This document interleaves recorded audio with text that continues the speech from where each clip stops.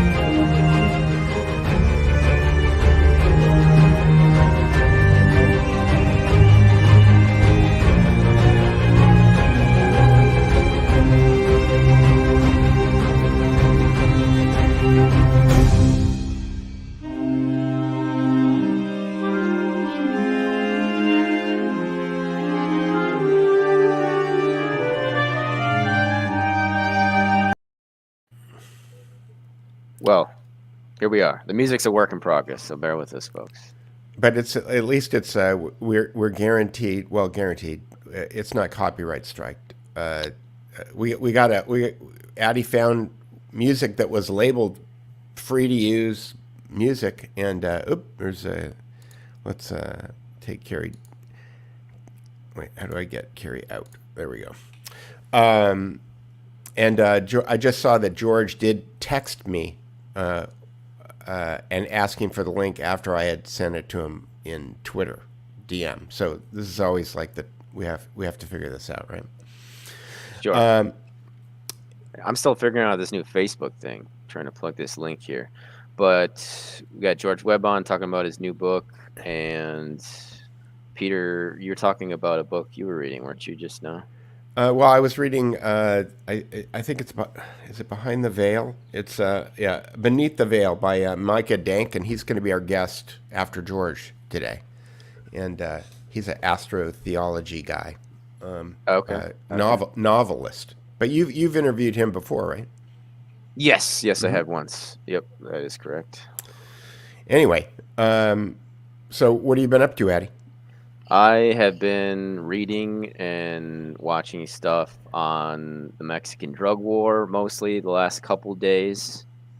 And yeah, that's kind of what I've been doing, as well as reaching out to people for interviews. Maxwell was just denied a mistrial, so her sentencing will proceed on the 28th of June at 11 a.m. So that chapter of the Epstein saga seems to be wrapping up, although you never know with this this whole narrative. There's always something popping up, whether it's John Luke Brunel getting killed or something or else. I interviewed John Kiriakou this past week, so that was fantastic, and he's got a couple new books coming out in May where he elaborates on CIA operations and such. So that's kind of what I've been up to. Sorry about the misconnection there, George. Hey, no problem. If I'm invited on a show with Addy Adds and Peter Duke, whenever I get the invite, I'm happy to go. Okay, I made the mistake of only sending it to you in Twitter DMs and not sending to in text. Some people work only in Twitter, and some people only work in DMs, and it's a and what's the audio problem? I don't know what it is, but there's people complaining. People are complaining that there's an audio problem. Okay, let me. It's all good. I don't know why that person said that. Okay, I'm. Yeah, It may have been a second. I noticed when StreamYard first syncs into a new voice, if that data stream isn't the same as the other, it's kind of like the old impedance mismatch, in the old days with the speakers on the stage. Well, I don't know why that is. Well, you have echo. I'm checking the settings. You have echo cancellation turned on, which we don't need if we're all on headphones. So I'm going to turn that off, and maybe that will. And it's on for Addy also, and I'll turn that off. And if we're all wearing headphones, then we don't need echo cancellation. So hopefully that'll be better. Somebody says audio is good on Nebuchadnezzar 74 says audio is good on Twitch. Okay, very good. John Renner being here, 5x5. Audio good. All right. So, George, you have a new book, huh? Joe Bio. Now your audio is kind of low now, Addy, but I have What about audio. now? Is that better? Hang on. I've got automatic adjust mic, and I'll turn that off and say something again, Addy. Well, we're here with George Webb and Peter Duke of the DukeReport.com, which features George Webb's writing as well as my own. And Yours is speaking of- yours is pretty low. I turned on. Okay, let me. Are you sure it's pretty low? Yeah, maybe. Oh, If, I think I know what's going on. Give me a sec. yeah, maybe you This can happened yesterday. Is that better? no, No. but maybe you can move the mic closer to your face. How's that? Any better? A little check. bit, not Mic much. check. I Still think this low. is just our subtle way of saying Joe Bio as many times Mic as we check. can. Mic check. Yeah. Mic check. No. Joe Bio is your new book, right, George? While Addy is playing that with that, you could talk about your new book. Well, yeah, I've written a lot of books for Neighborhood News Studio. It's all the proceeds go to citizen journalism to the group in Michigan, and it's so I've written a lot of pamphlet size or booklet size, 40 to 100-page books for Amazon, but these 400-page kind of opus de magnums, I've written 7 of those, now 8 for Neighborhood News, and we're moving to an audio-visual format because, Peter, we can't get ink. And paper doubled in price. So they shut us down on all the electronic formats, right, for Kindle and all that stuff. And now they've Wait, doubled. how are you shut down? Well, it's not shut down, but we can't get ink. You know, we can't get ink. You know, for 4-color, you know, CYMK, I believe it's the cyan ink, the blue ink.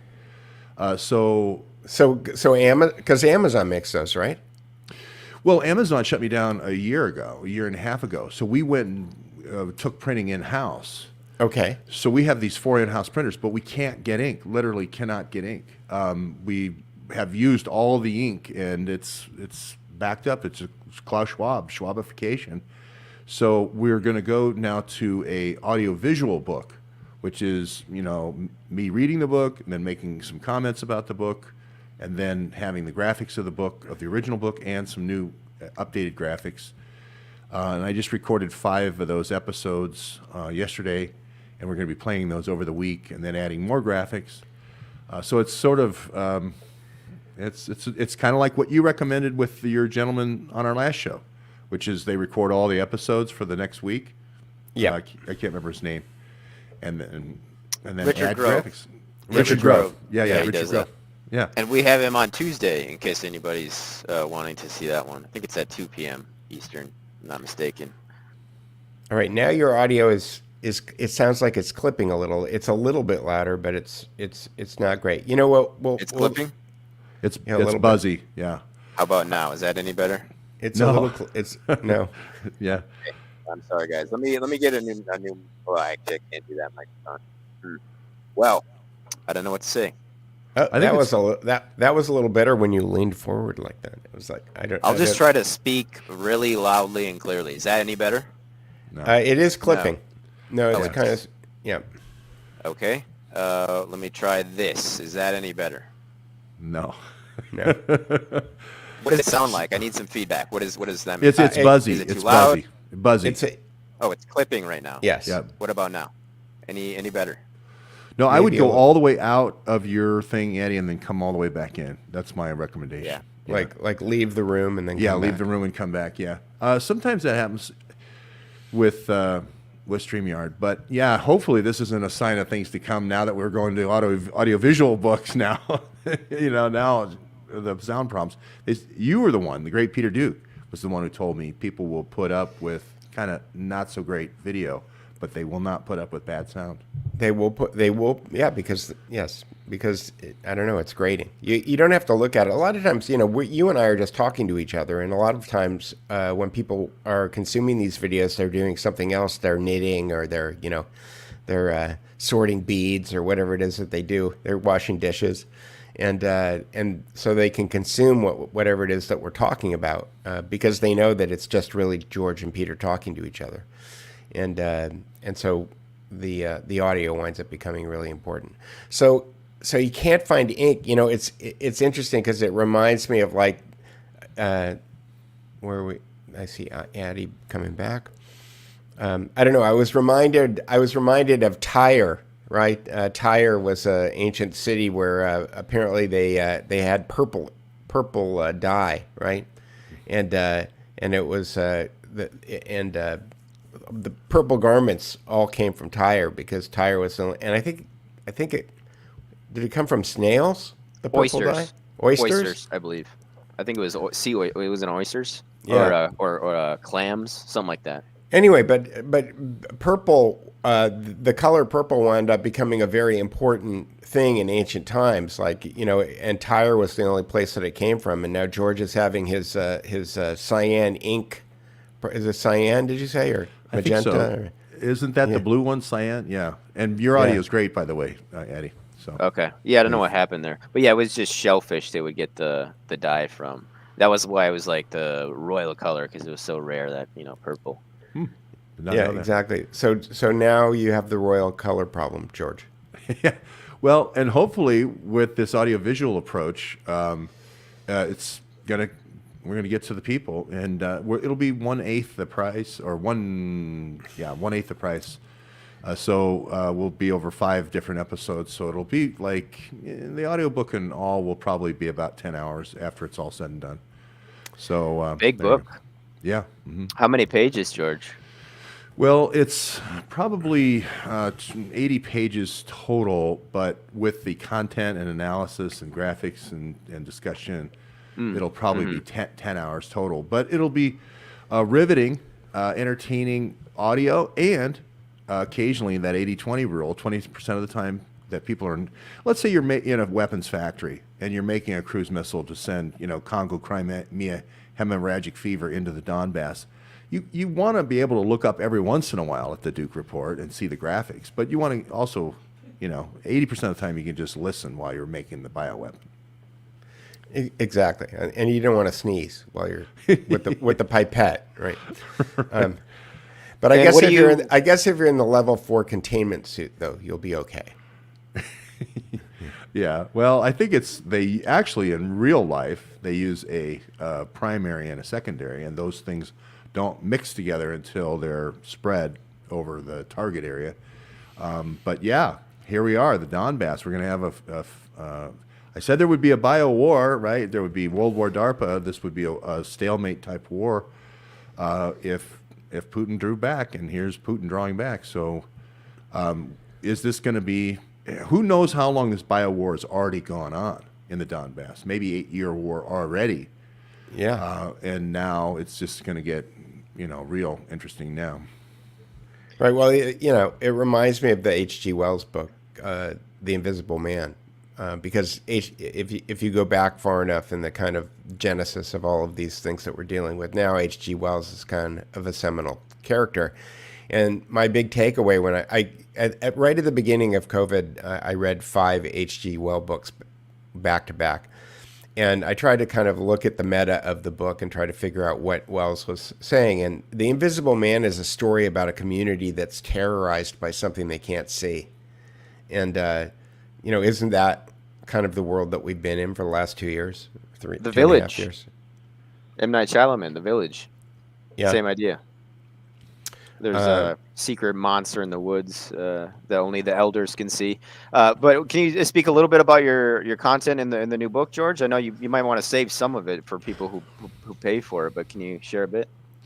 Well, we're going to have it over the next 5 days. So if you tune in to Neighborhood News Studio at noon to 2, you're going to see you're going to get the whole book, but you have to do the whole week. So that's the thing. If you want it all wrapped up in a pretty bow, it's going to, I think, be $8 or $10, something like that.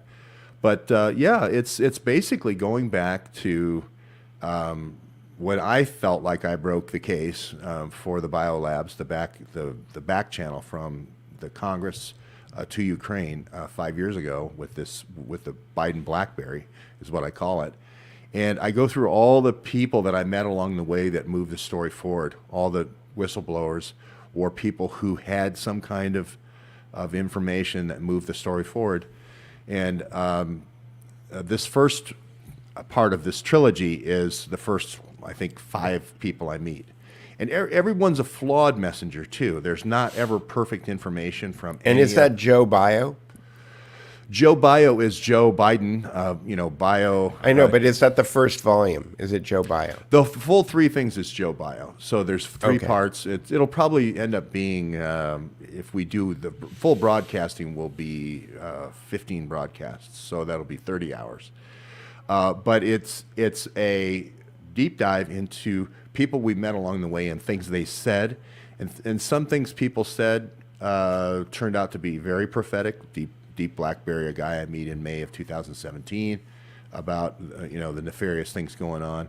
Then other people say things that are kind of right, or maybe even misleading.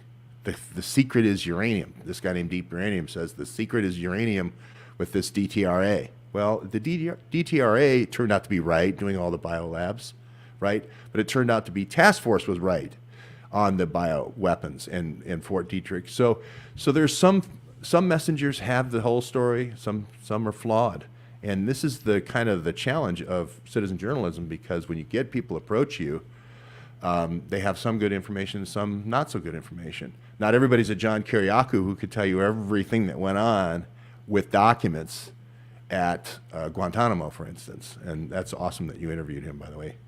Yeah, Addy. that was really a treat. He's got quite an amazing mind, and it flew by. We only had about 45 minutes, but yeah, not nearly enough time. And I'm looking forward to finishing up his books and yeah, learning more from him. So people can check that out on Rockfin as well. Yeah, I think Kiriakou is a great example of somebody who, when you do come forward, you end up dying young, or you end up going to prison like John did, for telling the truth. And you're just trying to say, hey, wait a minute, I see something that's really, really wrong here going on in Guantanamo with the waterboarding and so forth. And then wham, Peter Strzok, he brags about waterboarding. He brags about Guantanamo in an attack on me personally on Twitter. You just wonder if Peter Strzok isn't his nemesis as well. Sure. Yeah, definitely. And yeah, that other stuff is stuff far worse than waterboarding, which we don't have to go into. But it was actually, I was reading a Hirsch's book last year. It was Chain of Command, where he talks about what Abu Ghraib and all that. So great book there from Seymour Hersh. And see, that's the other thing, is how do these guys get the stories they do get? Because these are certainly great whistleblowers, but it usually is these limited hangouts, as they call them, happen at the same time other discoveries are happening that are far worse.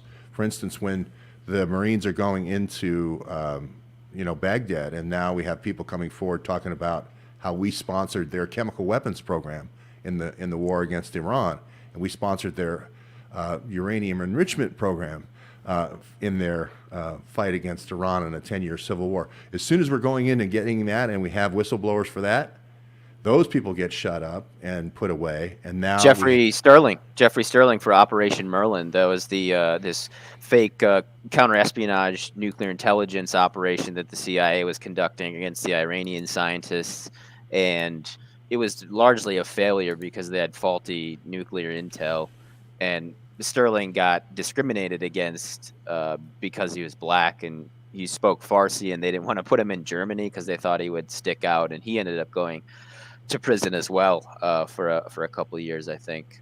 So another CIA whistleblower there, Jeffrey Sterling, related to what you mentioned with the Iranians. Absolutely.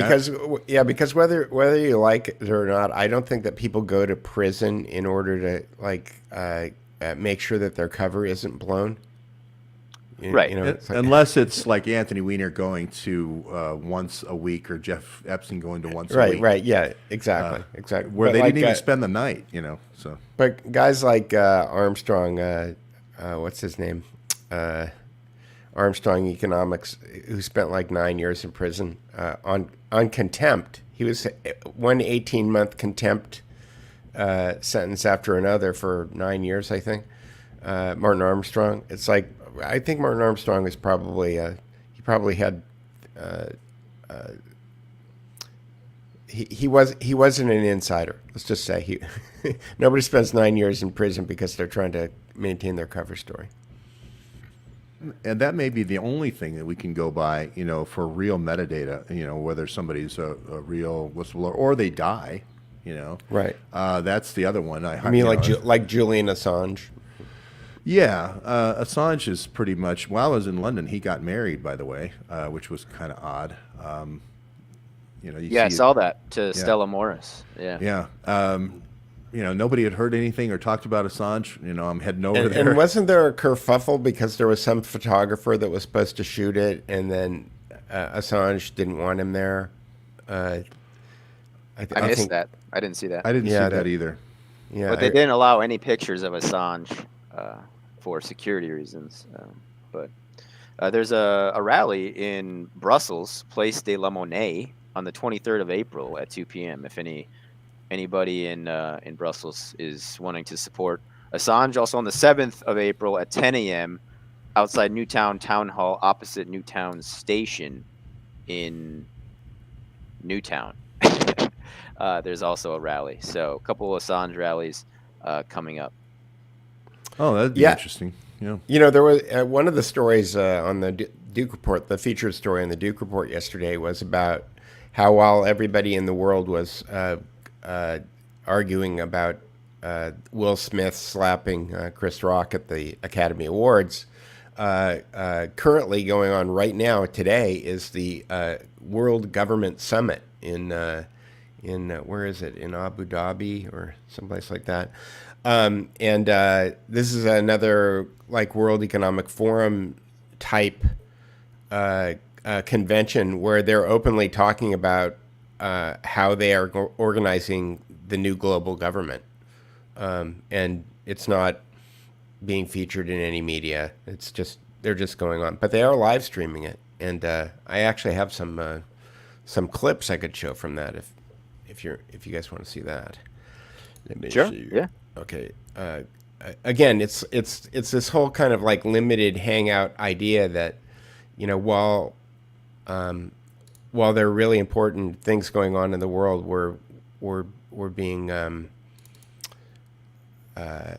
bombarded with nonsense. So here's the trailer for it. I think it might be 30 seconds. The world as we Wait, shoot. I'll start it again. the world as we know it has changed.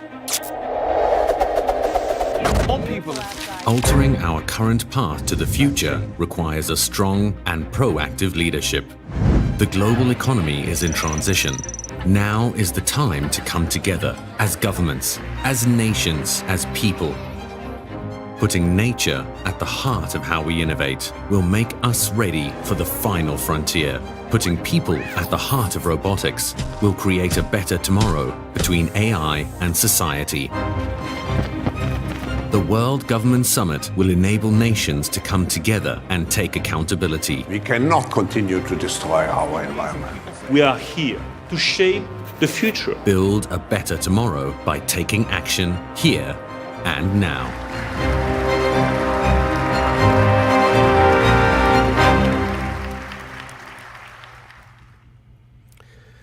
So that's the Where is trailer. that? Where is that?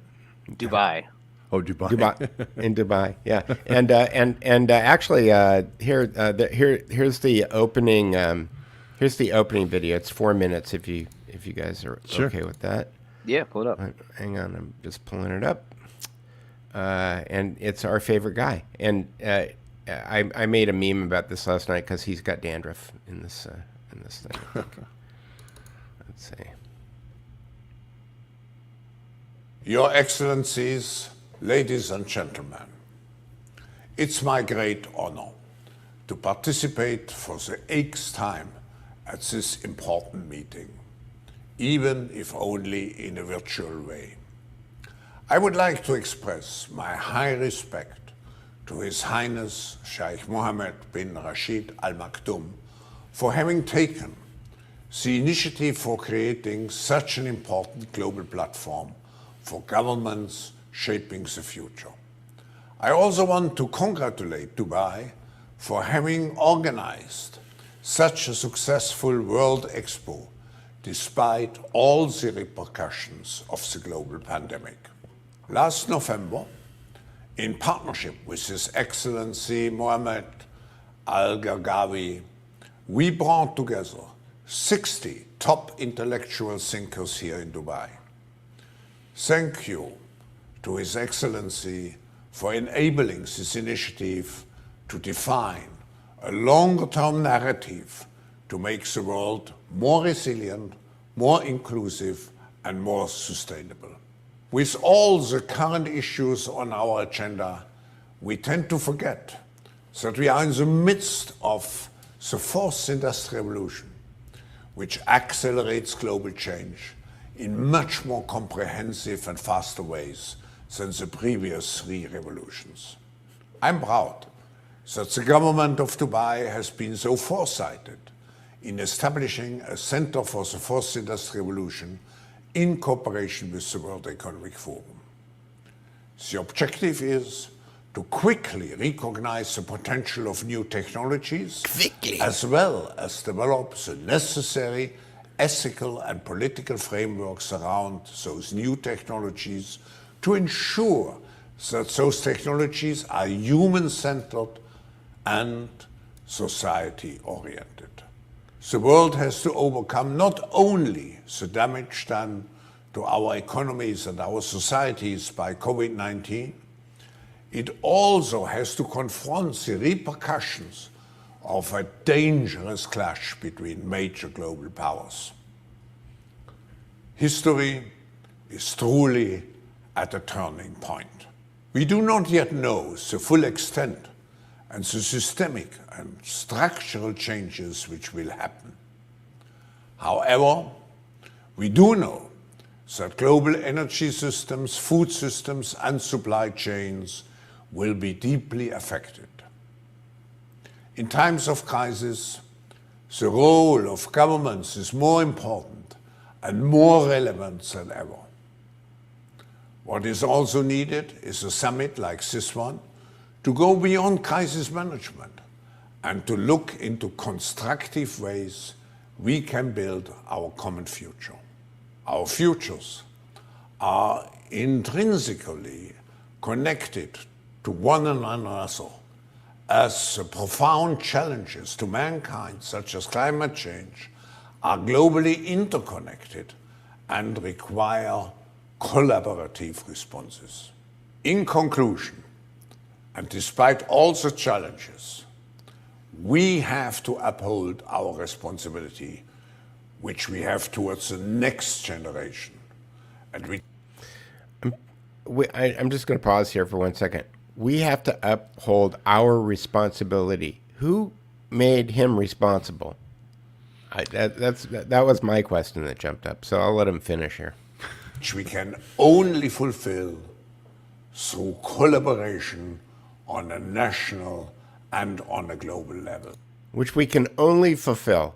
This is hypnosis, right? No. There's all kinds of different ways to fulfill this. There's not only one way, Klaus. No, Peter. It has to be financed with Nazi gold. Nazi gold is the only way. Go ahead. Yeah. Full and successful meeting.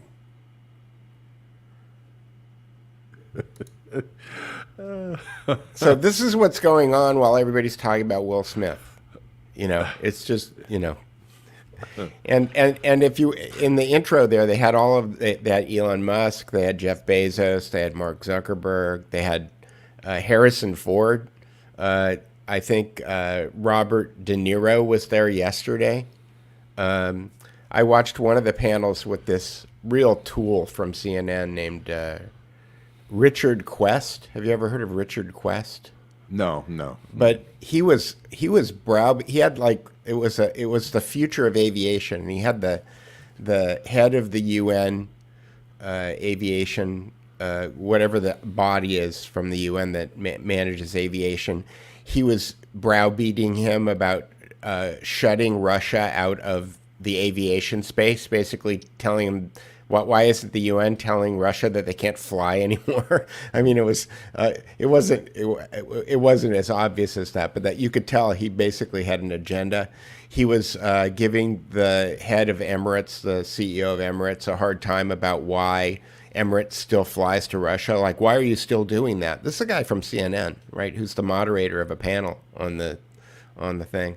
There was a there were two other guys that he was browbeating. Basically, there was 4 panelists, and this guy was browbeating him with an agenda for a full hour, just savaging these guys. And it was really interesting because the current report on the Duke Report today is another CNN guy who's calling for, or I'm sorry, I made a mistake. It's MSNBC, MSLSD, who's basically calling for the Third World War, you know. And I think it's really interesting that we have this kind of set of people who call themselves journalists now, who are actively, they're just advocates, right? They have an agenda, they have a point of view, and when the people that they're interviewing aren't giving them the answers they want, then they wind up, you know, kind of savaging them in front of people. Well, if you look at Schwab, he's too good to be true if you're doing a Hollywood movie. What's his not Lando Calrissian, he's a good guy, but the bad guy in Star Wars, you know, the Emperor. Senator Palpatine. Yeah, Senator Palpatine, yeah. You just can't ask for better heavies in this thing. I think Palpatine had better hair, though. Oh, yeah, for sure, yeah. But, Schwab, when he gets up there, when he says Kaiser, he says Kaiser like Kaiser, like Kaiser, yeah. Mein Führer, you know. And you just know it's all Nazi gold. You just know they've been smart in those Owl Mountains. They've hid away all the Speer documents, all the bioweapons, all the aviation secrets, everything. They're playing the East versus West. They've done it masterfully. And you just see, you know, his father was Hitler's best contractor. So you just see this is like a Nazi banker kind of throwing his weight around now that he has everybody, you know, by the short hairs. And when he says, you know, I'm following this new author, it's the new abbreviation is 4IR, which is Fourth Industrial Revolution. So you're a 4IR great thinker. You're a 4IR think tank. Or you're a 4IR patent expert, right? Because all existing patents are going to be Isn't that where the George Webb story started, was with patents and the Library of Congress and yes. congressional access? And wait until you hear who the UN has as the patent wrangler for all patents going forward. All third generation will be declared null and void. All fourth generation patents. One Mario Benassi. I'm not making this up. Wow. It's all in the family, right? And the head of IT for the Library of Congress is Bruce and Nellie Orr's son. Is that right? It was Michael Orr. Michael Orr, yeah. So, yeah, that F always pops up. MICE plus F. It's always there, right? The family is what Peter Duke is talking about there. And, you wonder about Guantanamo because it's offshore. We don't have a constitution in Guantanamo. We don't have any of the rules that apply to the CIA or the FBI in Guantanamo. So I can do anything I want in Guantanamo. Is that why Peter Strzok is there? Is that why he's saying it's when he tweets at me, is that why he's saying it's a long way from Guantanamo to Ukraine? It's like, Peter, I think you know that's about a 7-hour flight that you can do in that new luxury liner, or you could do it in a tri-jet. So what's the point are you making? I think that's a shot at Kiriakou and other whistleblowers who know what's going on in Guantanamo. There's a whole bunch of stuff I think is black ops prisons, but it's not just that. It's black ops all across the board, covert action and so forth. You just go to Guantanamo. Yeah, Jack Posobiec was stationed at Guantanamo too. Well, I think there are some people who are the media side, and they don't tell them what actually they're doing, but they say you need to go and dominate this part of the spectrum, the right side, and we're going to just tell you to go do that. So I don't think Jack's in on it. You know what I mean? Yeah, no. I wasn't insinuating that, but it's interesting because Jack was Kiriakou and Jack. They obviously have knowledge and understanding of things that they still don't reveal because they like breathing and well, breathing is good. Kiriakou went a long way. I don't know if there was anything beyond waterboarding. Addy kind of alluded to kind of more advanced torture from that. But you're talking about the Abu Ghraib stuff? Yeah, there was. They would do this thing where they lock them up so you can't really sit in like a freezing room and throw cold water on them. They had at least one prisoner freeze to death like that. There's other stuff too. I don't know. I'd rather not say. Well, see, this is what I'm saying is they throw out these horror stories to cover something else, like you're saying with the slap with Will Smith. I thought he thought it was a Hollywood director who went to New York to make YouTube films. I thought that's who he thought he was slapping. But the fact that he and Chris Rock have been friends for 26 years isn't highly suspicious either. yeah. Well, I think, and plus he got so much publicity. Somebody said that the Oscars were tonight, and I think it was that same New York director. I thought, wasn't that what happened a couple of weeks ago? I don't think the Oscars are tonight. I think it was 2 weeks ago, right? The with Chris Rock. Wasn't that that was just a few days ago, wasn't it? Like, what's that syndrome called? Oh, it's the Mandela effect. Is that what you're talking about? Yeah, the Mandela effect, right? Are we living the Mandela effect? Is that what you're saying? What is the Mandela effect? It's like where a huge swath of people all remember something happening that didn't, basically. Like somebody dies and you go, didn't they die like 3 months ago? You know? And okay. Yeah, well, did I dream that up? Wasn't the Oscars a while? Somebody's saying it's the Grammys tonight. Oh, it's the Grammys tonight. Okay, somebody misspoke. Okay, yeah. Grammys, Oscars, it's all, you know. Well, Sean Penn said he was going to melt his Oscar down if Zelensky didn't talk at the Oscars, and I guess he didn't melt it down, or I guess he didn't have an Oscar. So I don't think Sean Penn won a Grammy, but maybe he'll melt down his Oscar at the Grammy. I don't know. But he interviewed with Zelensky. So you can tell that the three of us watch television a lot. Yeah, I can't keep up with this crap. First of all, if you're watching Will Smith, iRobot, you're watching Fourth Industrial Revolution. You may as well go get a Mario Benassi poster and put it in your room, right? Forget George I like Chola Moisky. Chola. Yeah. Comment here from Shaman Mama. Your East National Treasures and Mean That TV types were just recently talk about Cholomoisky. Sorry about the spelling. Kolomoisky. Wow. Well, yeah, in fact, I think George did whole videos that have been deleted off of YouTube on how to spell Kolomoisky. We're doing stingers, like little radio ads, bing, bong, bing, KOLO radio, we're doing, welcome to the 50,000 watt sound of Colo radio, Moisky in the morning. Yeah. Moisky in the morning. And then and that's what I love is people have these instantaneous reactions and we'll use it. We'll steal it. Moisky in the morning. Thanks for joining us here at Moisky in the morning. But what happened was they apparently the Ukrainians somehow got a hold of some helicopters and attacked a refinery in Russia. And then Russia said, okay, all right. I guess it was Kolomoisky who was going to hit back at Putin. So they sent a missile, some kind of missile, and blew up Kolomoisky's only refinery. There's only one refinery in all of Ukraine, I guess. And I didn't know that, but they hit that and blew up his refinery. So that's the first time I've seen any Western journalist actually say what this war is about. It's about Ukrainian oligarchs running neo-Nazi brigades. So congratulations to the reporter. I can't remember the outlet that covered the Kolomoisky oil refinery getting blown up, but it's the first good reporting we've had. Yeah, it's amazing seeing. People or like the Hunter Biden thing, like that was like at the election we were talking about that. I mean, we didn't go too deep into it, but there was so much going on at that time. We did cover it, but very few people, were covering it at the time, and now all of a sudden, over a year later, it's popping up in the mainstream media. But what would confuse me about that is why, speaking of Posobiec, why does he get a copy of the hard drive?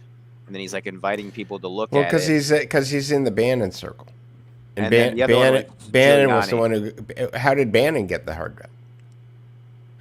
Yeah, and this JP, I was on the show with on Stu Peters with this guy who had the who got the laptop, and he went through it and went through his process of recovering the data and so forth, and then he said he gave it to law enforcement. So law enforcement somehow decided to give this to Steve Bannon, and to me that means, Steve, you need to spin this for what it isn't, right? So there's going to be a million messages on this thing. You need to take the 100,000 that refer directly to prostitutes and pools and hot tubs in the Four Seasons, and laptops being dropped in the pool, and that's the part we're going to limited hangout, okay? And there's this guy named Maxi in Switzerland right now who's supposedly doing this, and there's this little war between Byrne and Maxi supposedly now. And it's just it's a school play. It's like, it reminds me of this Seth Rich BP summer camp players, you know? It's like full spectrum dominance. We all take a position and then criticize each other in kind of a Punch and Judy kind of way, and keep everybody away from Libya, Syria, Sudan, Yemen, Ukraine, all the overthrows, all the use of the dark weapons. That seems like what's happening here. The same thing happened with the Clinton Foundation, with the Clinton emails. We had all those same emails about all those same dark actions, and then what did we get? We got 7 people at the finance committee of the DNC all saying we have to launder the money, right? That wasn't what the Hillary emails were about. So I want to talk about like the infinite layers of school plays, because when you were talking about that, I saw a report the other day, and again, I haven't had time to go fact check it, but I think it's the war in Yemen, and somebody was reporting that 500,000 people have been killed in that war. Is that 500,000 people? Like, that's a lot of people. People can fact check me on that. I just kind of heard it in passing, and when I heard that number, I went, why haven't I heard about a war where 500,000 people have been killed? I mean, I know that there were more people getting killed in Mexico during the Iraq War, during the Mexico drug wars, than there were getting killed in Iraq, and that never made the news. Yeah, that number is reaching. I don't think it's quite 500,000, but it's closer to that than not.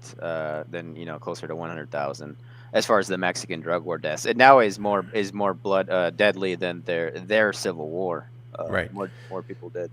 But what I was going to say is that, like, it's layers of school plays, right? Like, if you read Zbigniew Brzezinski's the Grand Chessboard, or you start to look at things like the UN or this global governance conference that's taking place in Dubai, and you start to wonder, well, what isn't a school play?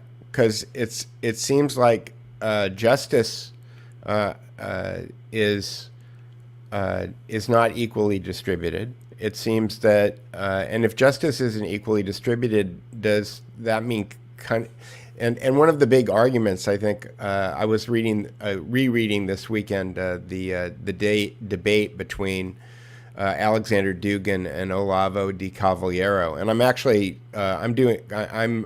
breaking it down. I'm putting a mind map together, and I'm going to try to put an outline together with the important parts of that debate. But one of the big disconnects between Olavo and Dugin was understanding who controls the world, because Dugin had this idea that the United States and the banking establishment were kind of like one thing, without understanding that there's this abstraction layer, right? That one of them, the banking, kind of cartel layer, is using governments, and the United States government is the primary bank and hammer cudgel that's being used in order to move all the other pieces around. But the United States seems to be actively being dismantled right now, and in a very deliberate way. And as long as people are watching television and think that Joe Biden is actually the president and is calling the shots, and they're not looking at Klaus and all of the people in Dubai who are, making a new government for the planet, then you don't really kind of like understand what's going on. So where am I going with this? You opened my eyes, George, 5 years ago when you used the term school play, because what it intimates is that these people, these players, Shakespeare said, all the world's a stage, right? And we thought that it was hyperbole, and maybe it wasn't.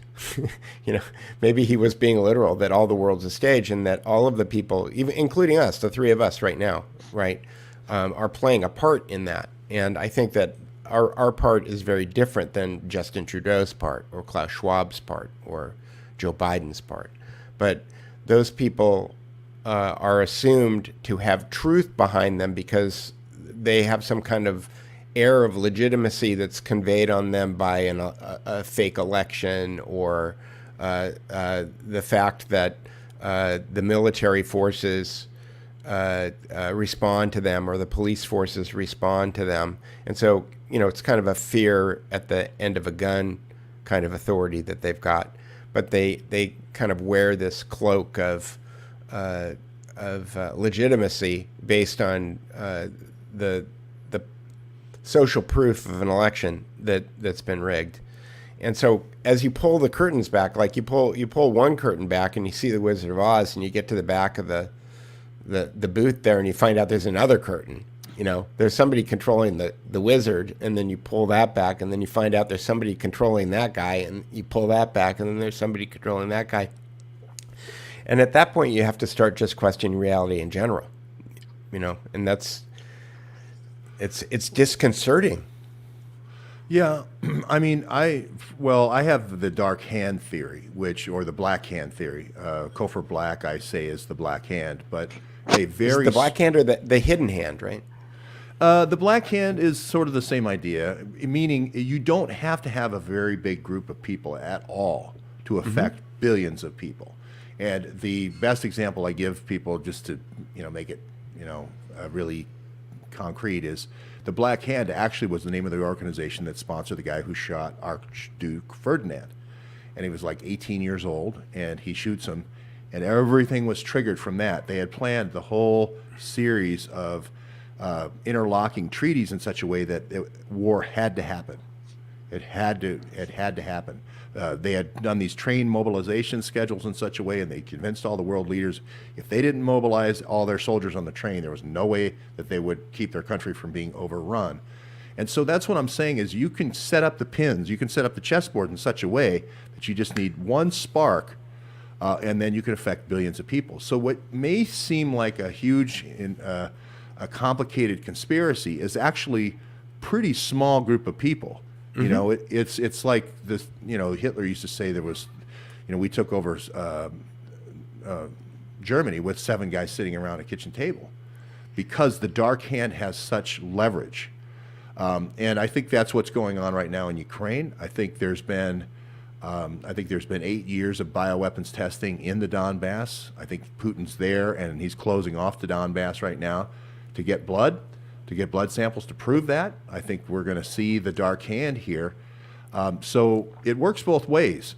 One fortuitous, or one person working for good, can also do an incredible service here to stop the dark hand, which is, hey, if you get those blood samples and you prove that NATO's been doing this for 8 years, which I had always said was Mariupol and Berdyansk, if you prove that with the ships down there, if you prove that, then you flip it the other way. You flip it the other way. It's sort of like I went out to the Dauntless dive bombers today, and 5 dive bombers knock out 5 Japanese carriers at Midway. 5 guys. So I have the opposite. I have the opposite, where everybody's just doing their thing, and there's not that many dark actors, and there's not that many black hands.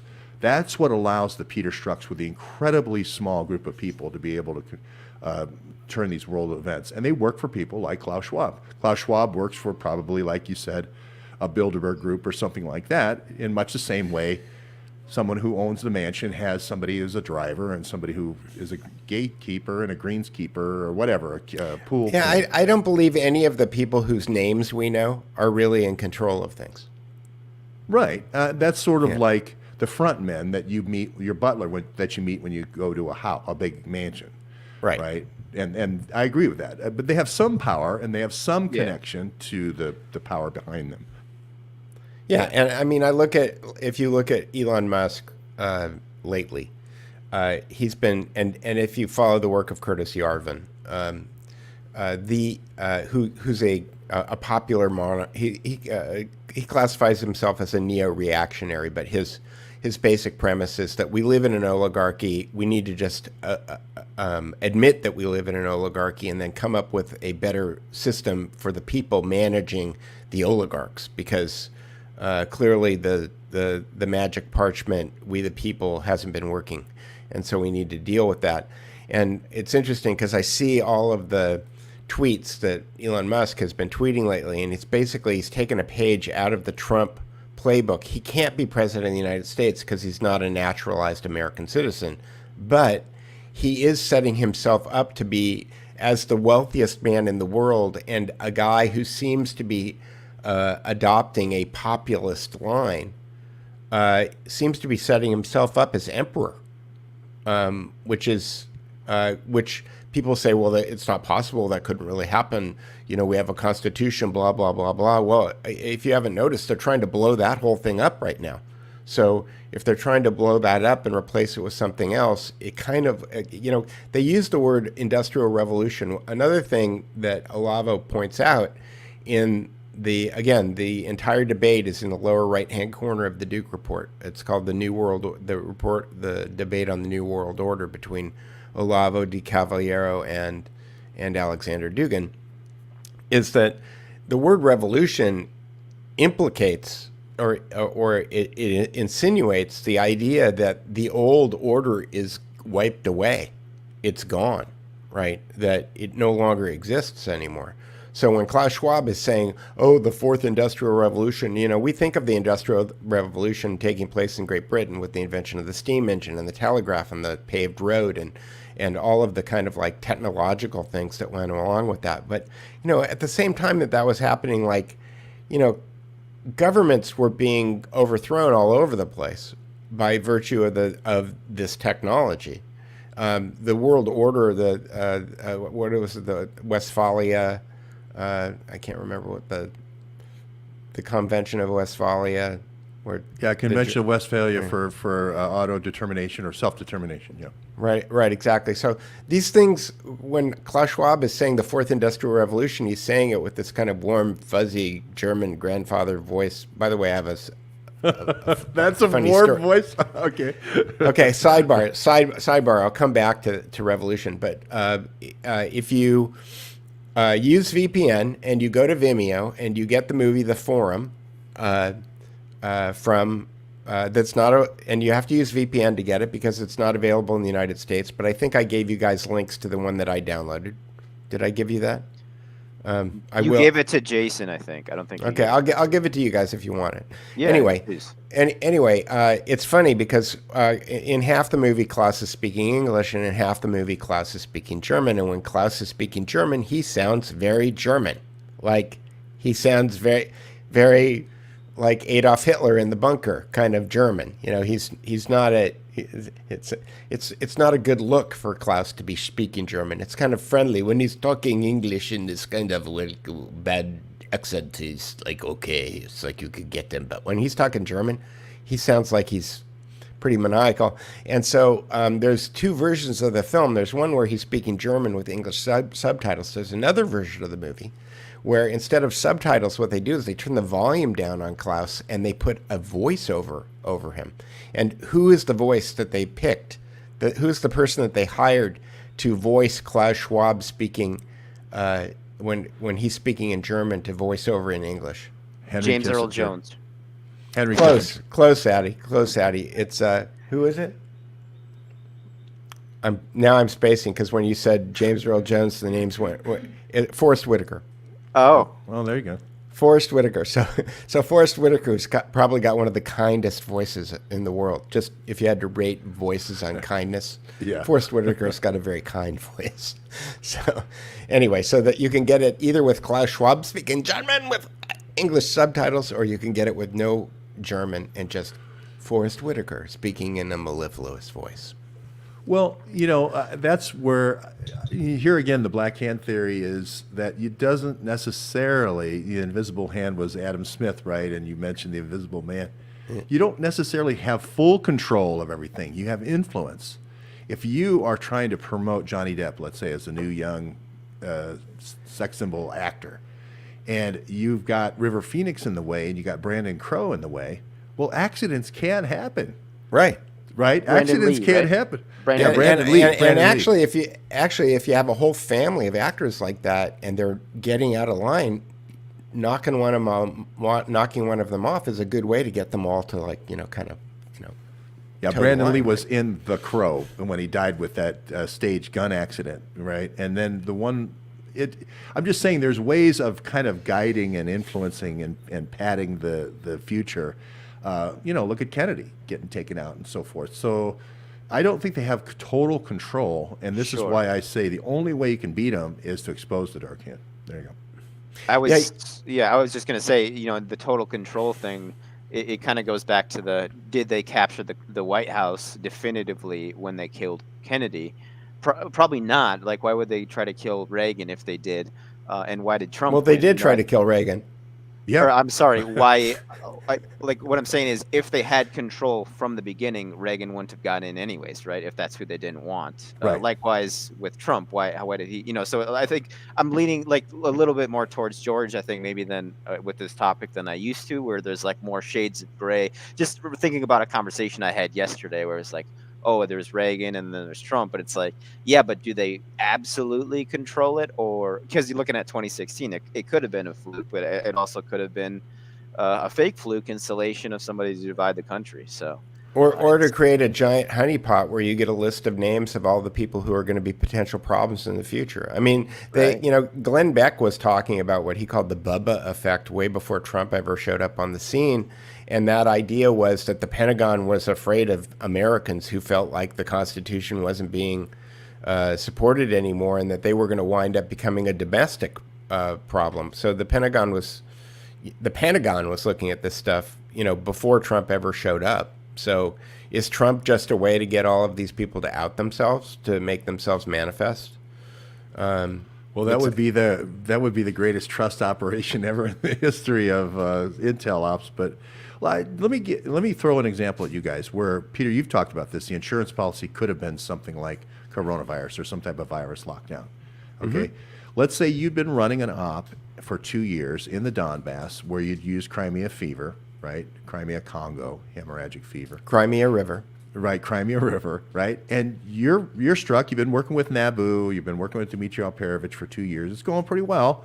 And now, oops, Hillary doesn't win. Trump wins. Well, now we need an insurance policy.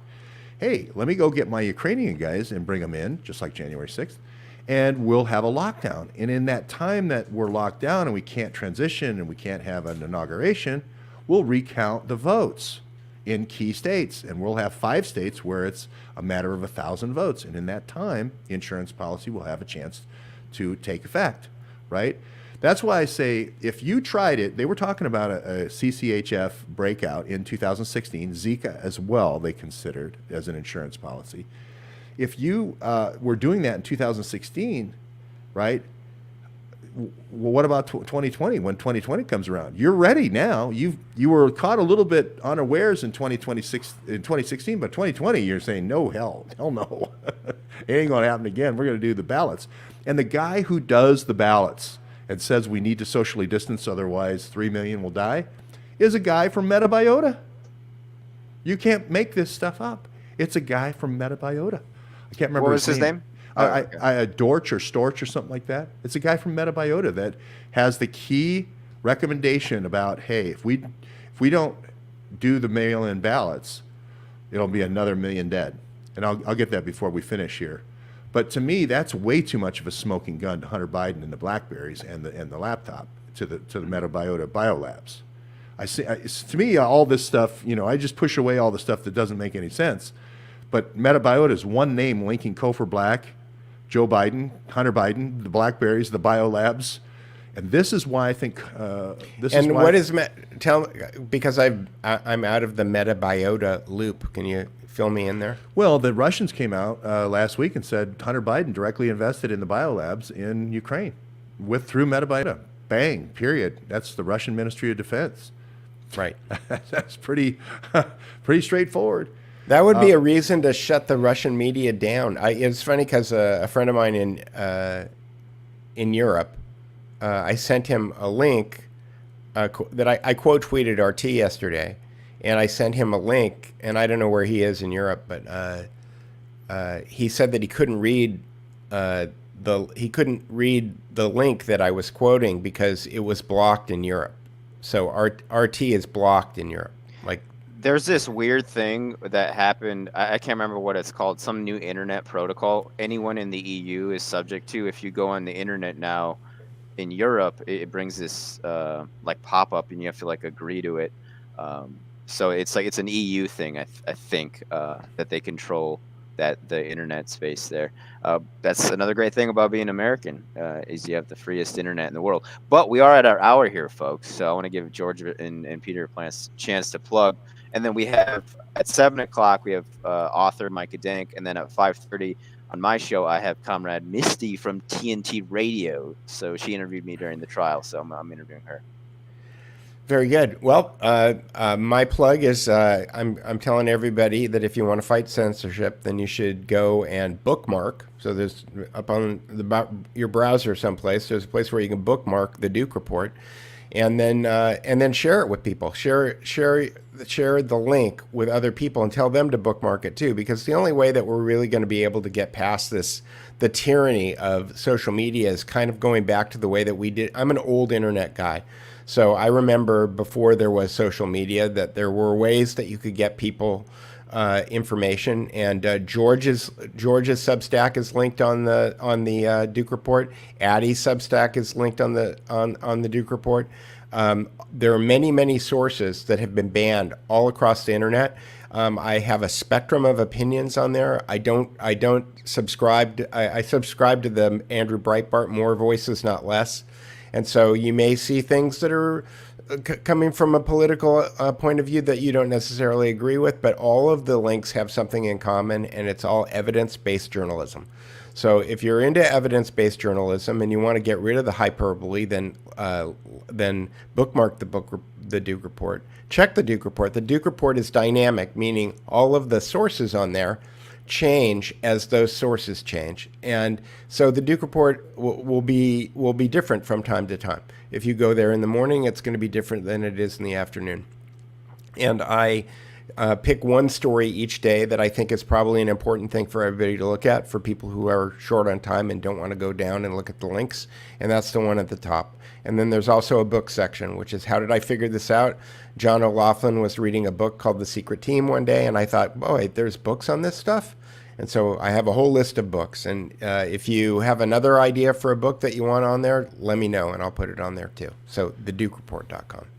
Oh, hey, great, Peter. Well, please block Leslie, Jose, or whatever it is. There's this billionaire troll out in, there's a billionaire who owns General Atomics, or he's got a big part of General Atomics, which is a drone company, which we can go into Mayhew and the Nazi, all that with TRW and all the rockets out in California some other time.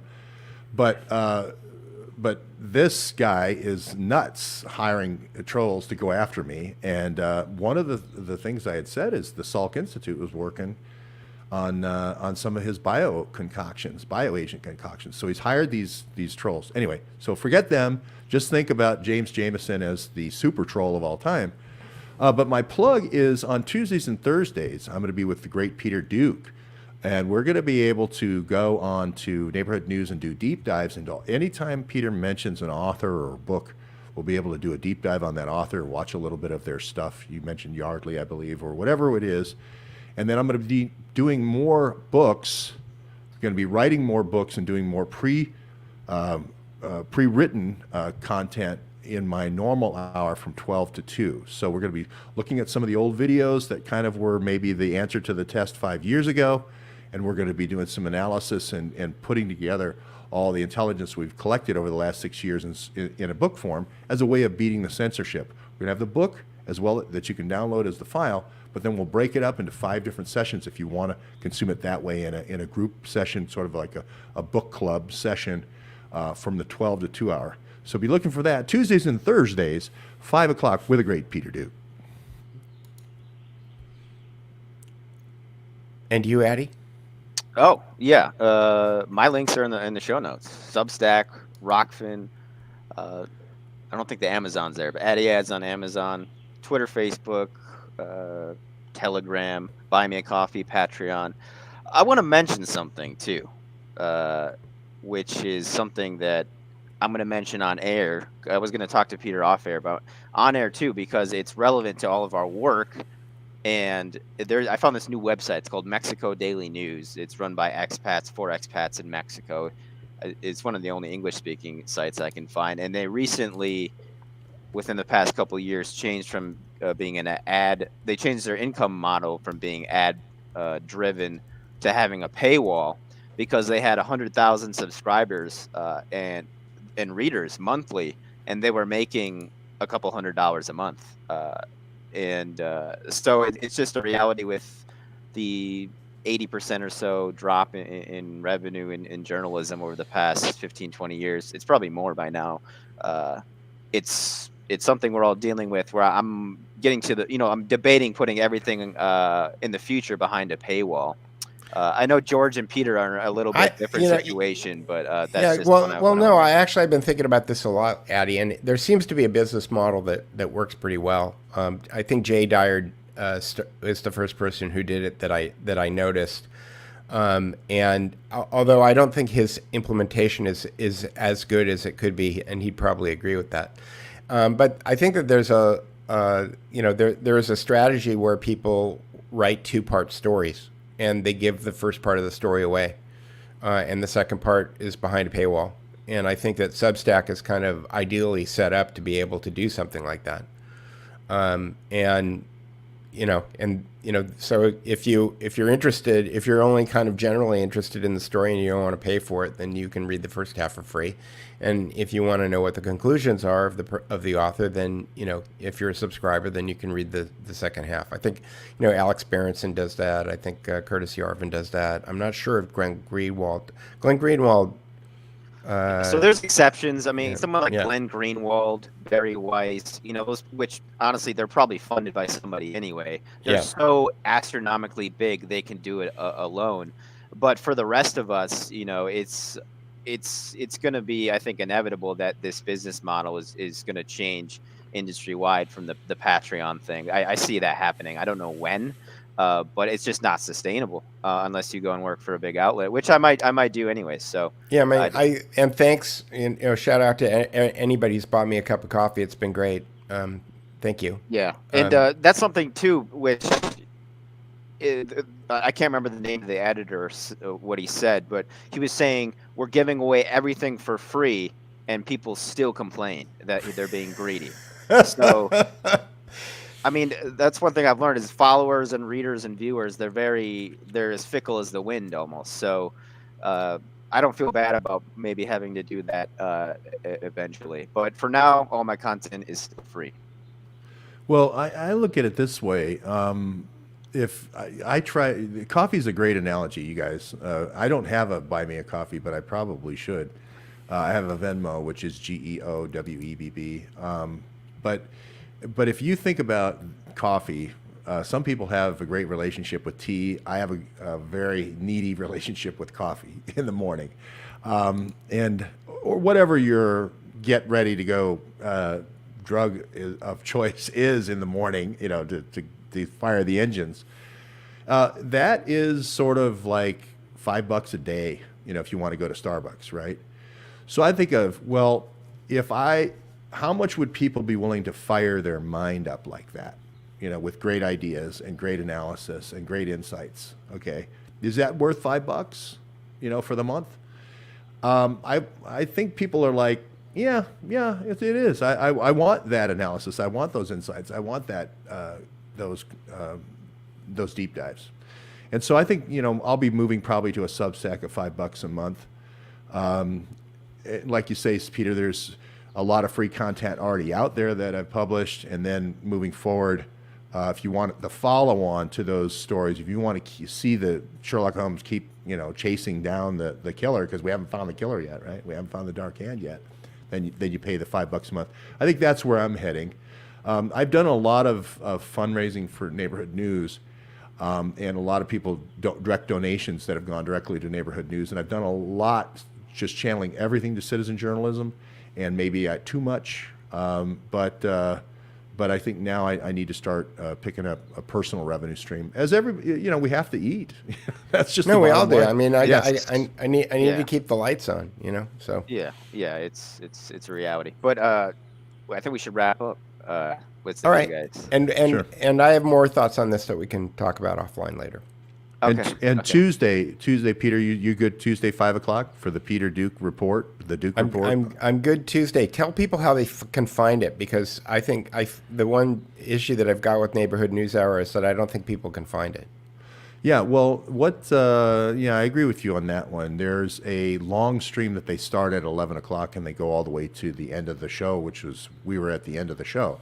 So it's one stream on Wix, and so you have to go 5 hours in to find it. And we need to pull that out, that content out, and then just have a separate, here's Peter Duke and George Webb, because a lot of people are like, how do I find it? That was a great discussion. So, Well, I mean, but how do people find it on Tuesday when you and I are on? How do they find it? yeah, well, I've been tweeting out the live stream right before they go live, so that should take you into the stream, like right now. I want to clarify something. This is Sure. not about followers. This is about feeding myself. That's what I'm talking about here, people. Buying myself clothing and food for the work I'm doing. What triggered that, Addy? What did somebody Well, say? these that people, like, I'm not gonna name drop him, but you work with him, George, and he like, I asked him for an interview last year, and he called me an egotist, and now he's tweeting at me, and I'm like, no, that's not the way you say, oh, hey, I was a little rude last year. It's not about followers or fame or clout. I work with and him? if you think yeah, I can tell you off air if you want. Okay, have I talked to this person in the last month? Almost certainly. Okay, all right. Yeah. Well, I think this is one of those things where you I'll just turn my camera off. I don't need to be seen, and then I'll put a picture of the American flag or something. But Deborah says independent journalists deserve a means to make income. We need to cut the quarter propaganda press mentality. This Patreon thing, it's not working, guys, and I'm predicting the whole industry is going to move away from it and put everything behind paywalls. So, I mean, even the mainstream is doing it. The Guardian is asking for donations. It's not because they are. I'm not gonna swear they're jerks, but it's because they are losing money and they want to pay their workers. So Well, I mean, we're competing in a world. I mean, you wanted to get off the air, so we could talk about. yeah, this I got to another go, guys. I got to get ready for my next interview. time. so. But maybe we should talk about this on our next show. Yes, Okay, I think we could do a whole show on this for sure. Let's Yeah. just talk about that. Then we don't have to think of something to talk about. Okay. Okay. I'll see you guys next week. all right, see you Talk to you Tuesday, later. Peter. Thanks, Addy. All right. Yep. Bye Thanks, now. George.